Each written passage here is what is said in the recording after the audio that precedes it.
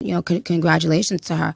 The only thing with Cardi that really hurt my feelings was the first interview she did after MotorSport came out.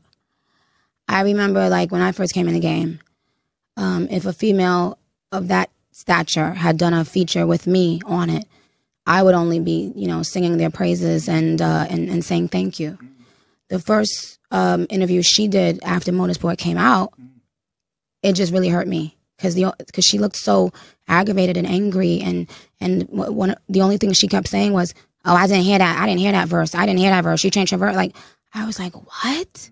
You know, I remember when I first did a song with Trina for the first time. That's why to this day I love Trina, because she is the first female rapper I think that, you know, acknowledged me behind the scenes and said, you know, I want you to be on my album. Till this day, you've never heard me speak ill of Trina just because of that.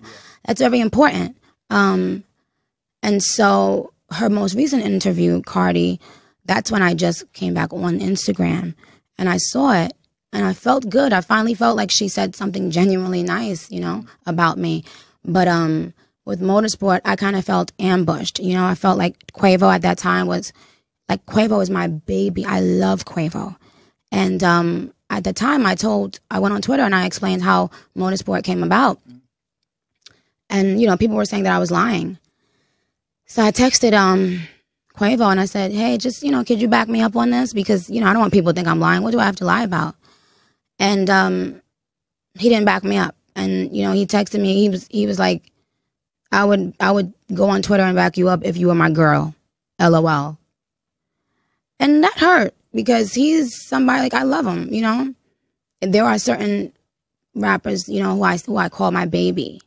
You know, Quavo, Uzi is my baby. You know, Sway Lee's my baby. And so Quavo told me, I'm not going to go on Twitter and address that shit, man. Like, if I do an interview, you know, then I'll address it. And I was like, yikes, you know, because it hurt my feelings to know that people would watch me be slaughtered and not one person will step in to say the truth. You know, they will run with that lie because it's, can I have some water, please? They'll allow people to run with the lie because it's entertaining to make Nicki seem like a bad guy. And it's sad. Quavo texted me. I still have the text on my phone. First of all, Quavo came to my studio and played MotorSport. He was the only person on MotorSport. I said, oh, that's a hit. That's out of here. I want to get on that one. He wanted me to get on a record call for keeps. She for keeps. I said, no, please, please, please, please, let's do MotorSport. He came back after and said, all the guys going to be on MotorSport. I was like, okay, yeah, I figured that. You know, I knew that much because I knew they were working on their group album. And he texted me and he said, is it okay to put Cardi on it? And I still have the text on my phone where I said, yeah, let's do it. And that's the only story I told. You know, I said exactly how it came about. And when it was time to clear the air about that, no one did that.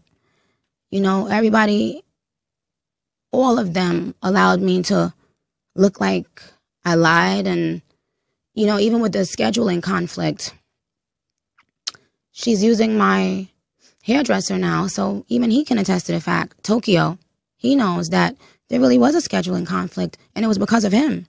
He's the one that couldn't show up. And I texted him, I said, you know that if I don't show up the day she's shooting, they're going to act like it's because I'm doing it to be mean, you know, with the current Nicki hate train. And he wasn't able to come, you know, he had something to do, and that's fine. So I had to shoot on another day.